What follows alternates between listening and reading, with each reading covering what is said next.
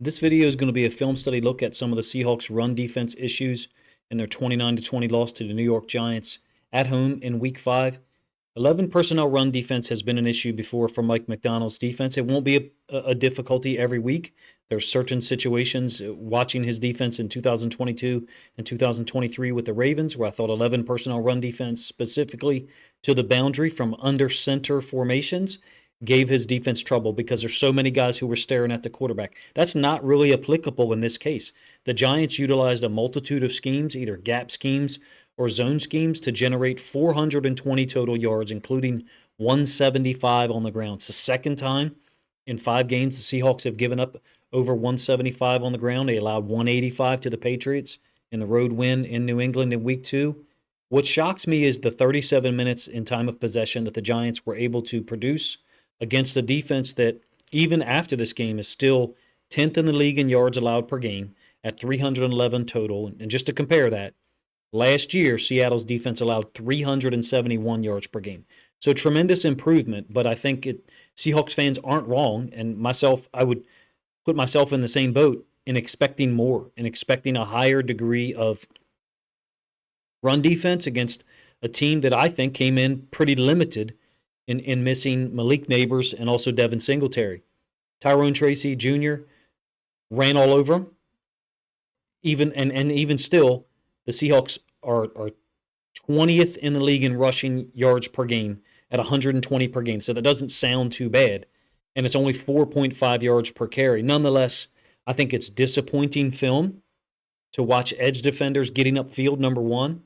Number two, to watch essentially an 8-on-6 in the box at times. It's going to be a little bit of an oversimplification, to be honest with you, for me to just talk about numbers in the box. There's techniques and things that can be done and that Mike Macdonald will do to slow down or stop the running game. It didn't seem like they were as concerned about it in hindsight, watching the film now. And I understand why you as a Seahawks fan should be disappointed, because I think it was an opportunity for Seattle to really take control of the division and be 2 games ahead in the loss column of everyone else, including the 49ers, who come to Seattle on Thursday night. Let's get to the film here. Just going to show runs by Tracy. Some of the coverages I'll show a little bit later on. It kind of didn't matter who the edge defenders were. Missing Boye Mafe for the second straight game, and then Nwosu going out hurt obviously is going to have an impact. This 4-2 in the box is generally what you're going to get with Mike Macdonald. Nickel defender set to the field where you have the twins. That's standard for pretty much every defense in the NFL. It's an 11 personnel run to the boundary. I do think the tight end is possibly off the line of scrimmage, maybe an illegal formation, only a 3-yard gain in the first quarter, I think, on the Giants' second possession. Same possession, 11 personnel against, pretty much what you got. Duo inside zone seems to be the flavor of the Giants' run game, or their choices here against the Seahawks. So I think they're playing man against the receivers, walking down the safety to the tight end side. You've got 7 gaps for 6 players to defend. The 4-2 in the box, these 6. And you've got to get somebody involved, whether it's the field side safety, boundary side safety, to fill one of those gaps on anything that's downhill where the running back has a choice of which lane to run to. And too many times yesterday, the running back had basically a 2-way go, and there was no one to fill once he made a cut. So Tracy's a quick player. He's 24, 25 years old. I think he's a little older for being a rookie in the NFL. Maybe he's actually second year and just didn't play last year. But you can see that Rayshon Jenkins appears to be responsible for the C gap, and Baker, 17, are both stepping to that gap. 29 ends up veering back against the grain. I think it's Leonard Williams gets a piece of him. That is a point to talk about. Another one is the edge defenders for Seattle were oftentimes getting upfield and opening up backside run lanes. And in this case, Nwosu is flying out of here upfield. Now, the ball doesn't end up cutting back here, but I'm using this play to illustrate it because it happens 2 more times in this video that I'll show you. I think the edge defenders got to be a little bit more disciplined, number one. Perhaps maybe even lined up a little bit tighter. At times when you see the end zone angle of this in this video, you'll see how wide those guys are, and those lanes are almost naturally created just by their alignment. We move forward to the second possession here. Again, it's 11 personnel. The nickel defender, in this case, is Witherspoon in the box. Tracy's going to wind this back directly into the gap and dynamic that I was just describing. And I will give you the end zone angle of this. It ends up being a 27-yard gain. Let's do the end zone, then we'll come back to the all-22. So here is your B-gap bubble to the weak side. You can see 4-2 in the box for Seattle. Witherspoon is just off screen to our left. So he's close. You could almost count him as a half a man. And the way this works out, Tracy is coming downhill. The edge defender hasn't gotten upfield like Nwosu did at all, but it's a downhill run concept, and Baker basically has to step over here. He thinks he has to step over. And when he does, I mean, it turns out to be a bad decision. Tracy cuts it back through that vacated lane. 27-yard gain. Let's go back to the all-22 so you guys can see it now that you understand the gap he goes through.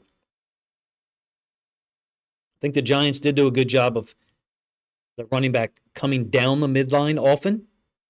So in this case, he's a little bit off of the midline to the right, but pretty much a downhill path, giving the running back an opportunity to hit it one of three ways. These guys do this drill, the duo drill, every day, so it causes problems for a bunch of teams. Don't get me wrong. I think there is something to be said about getting one of these guys involved, especially when you have, I'm talking about before Woolen gets hurt, especially when you have the type of talent at DB that the Seahawks do, whether it's Woolen, Devin Witherspoon, Trey Brown. I would even say that Nehemiah Pritchett is a pretty talented guy for being a rookie. Last time for this one so you guys can see it. You certainly got duo double teams here on the defensive tackles. Baker sits in the B gap initially. I think he should just punch here. But you're going to have an issue either way. In my opinion, you've got to play it back to the nickel defender, your bonus player. So I think everything in here, from an inside linebacker standpoint, has to be played cognizant of where the bonus defender is. You do not have a bonus defender out here. So I understand why Baker jumps through here, but I just don't think you can do that when the bonus defender is to the opposite side.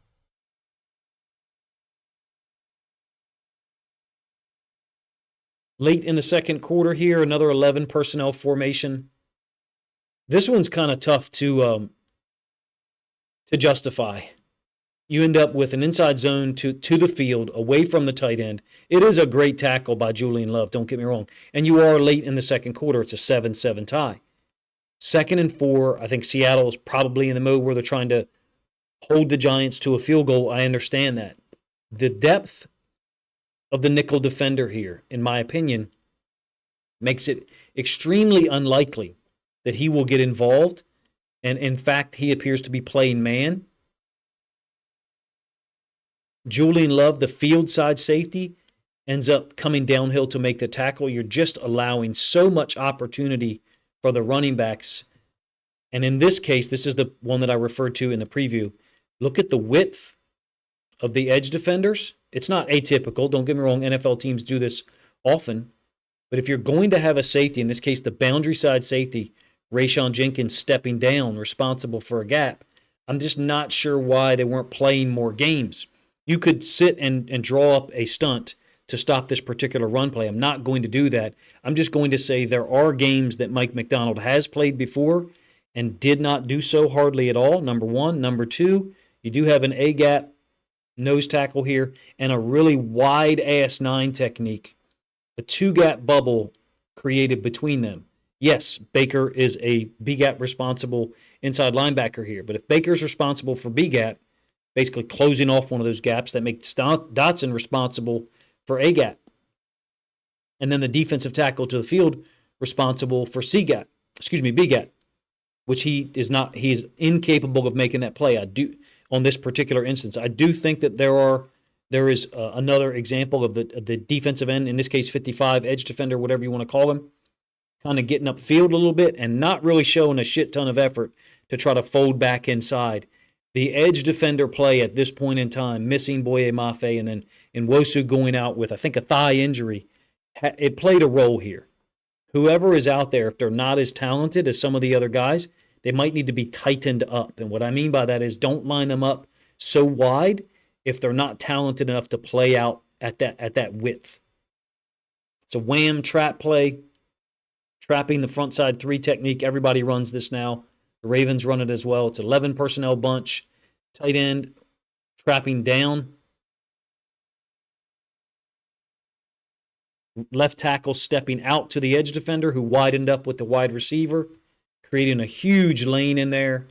I didn't see a physical defense that I expect out of that group. I think they're too talented to play like this against the run. Not a huge fan of this guy being lined up so wide when you're giving up run plays like Seattle was. How many times had they shown wham trap? I think this is the only time. I didn't see it another time yesterday. So I understand that sometimes you have to line up the edge defender wider. In my opinion, the Giants came in with a really physical mindset, took it to the Seahawks. You'd love to turn around and play this game again next week and stop the run. Very rare that guys came downhill the way Dotson did here. And we'll give you the end zone, and then we'll come back to the all-22. I'm sorry, it's not Dotson, Baker. Dotson actually knows exactly where the ball is going. I think he sees the light hand here for the left guard, and he knows that the left guard's going to pull. Baker hits at 100 miles an hour, and what's interesting is Dotson, the guy who just said he knew where the football was going, fits basically into the same gap as the defensive tackle who's being down blocked. The trigger for me when the guard pulls is look to scrape over the top. So what I mean is guard pulled, look to scrape over the top by 0, Dotson. Baker is setting it inside. I mean, I'm a big set guy. That's what we did on defense with all of our obviously way less talented players than NFL guys. And so the backside linebacker, tries to fit here. If the boundary side safety, Jenkins, is going to come downhill like this, then you, Baker, as the frontside guy, have got to fit this on the inside. Make the running back bounce it here for Jenkins to make the tackle, or bounce it a second time so that the boundary side corner, in this case Tariq Woolen, can make the tackle as well. Now that you've seen where it hit, it's basically a log play, middle of the third quarter. All 22 same play, all 22 angle from the same play. Receiver going to get Rayshon Jenkins. Either Dotson played it wrong on the backside and didn't scrape over the midline to get to the front side gap, or 17 Baker should wrong arm it and make it spill to Hall, Jenkins, or Woolen.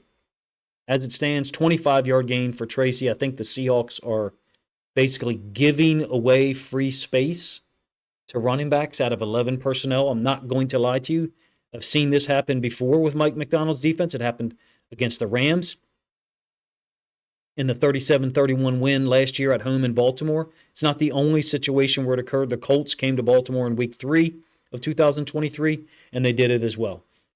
All right, this is third quarter. It's a 3rd and 1. Now I guess everybody's going to be running this. Is Ben Johnson's jam right here. Ben Johnson started running this early 2022. Chiefs copied it, ran it in the Super Bowl that year against the Eagles. Split back sweep. I don't know why on a 3rd and 1. Safety is back here this deep. It's easy for me to be critical at this point, Monday night quarterback, if you will. So forgive me for that if you don't like it. But it's a 12 personnel group, 2 tight ends on the field. And the way they normally block it, wide receiver steps down on the edge defender or goes to the frontside inside linebacker. Fullback / tight end might cut that edge defender. In any case, that edge defender is being dealt with. You can see the way the Giants do it here is they cut him. It's actually Baker. Front side pulls to the boundary. So it's a lead sweep, but they're not leading with the fullback / tight end, which I think is Bellinger. Get you the end zone. I didn't give the end zone angle. My apologies.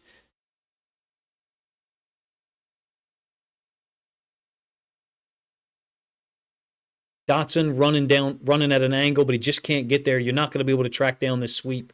It's a dead giveaway when you see this alignment with the tight end / fullback being lined up closer to the line of scrimmage.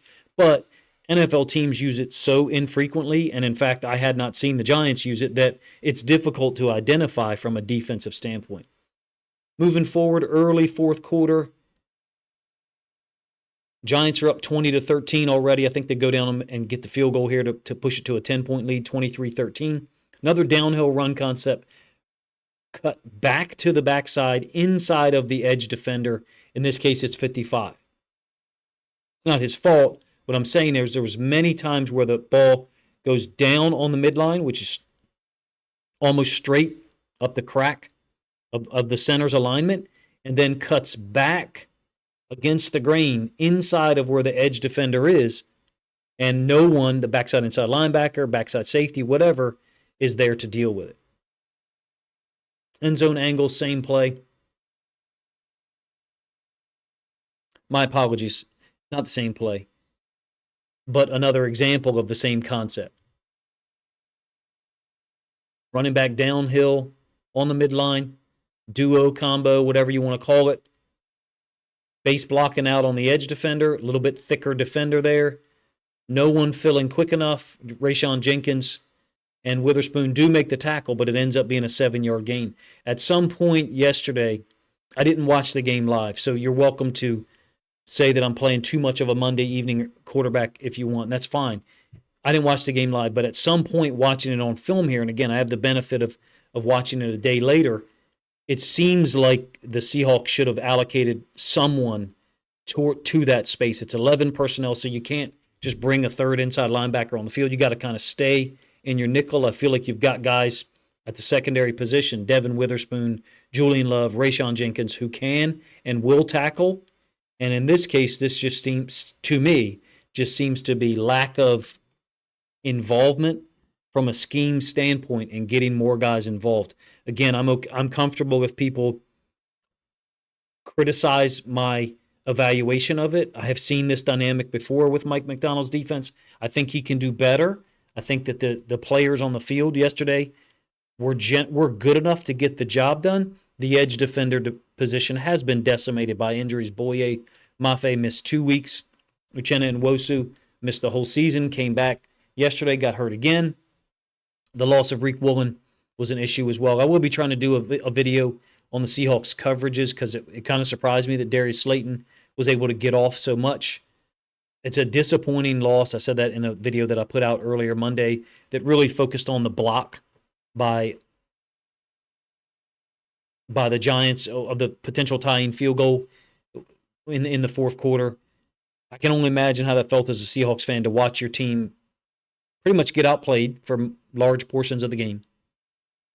Get a huge scramble by Geno Smith, work the ball down there, a drop by JSN on the 3rd and 4. In my opinion, it's a drop that could have converted and allowed you to possibly go ahead or keep the ball and possibly go ahead with a touchdown, line up for a game-tying field goal, and unfortunately get it blocked by a great scheme from the Giants, don't get me wrong, and Bryce Ford Wheaton takes it back to the house. 29-20, I can only imagine the emotional swings that you had felt as a Seahawks fan watching that fourth quarter unfold. Let me know what you think of the Seahawks defensive play. I think they can certainly play better than this against the run.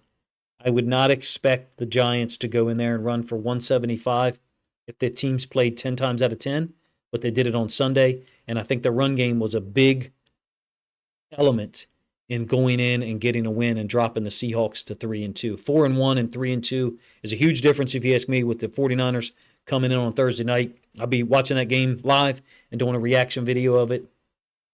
Probably one of 5 or 6 times I can do that during the year for Seahawks fans. So let me know what you think of this video in the comments section. If you think other Seahawks fans would enjoy or at least tolerate this film study video of how they had such difficulty stopping the run game, and particularly Tyrone Tracy Jr., then please consider grabbing a link to this video, sharing it out on social media to help this content get more reach.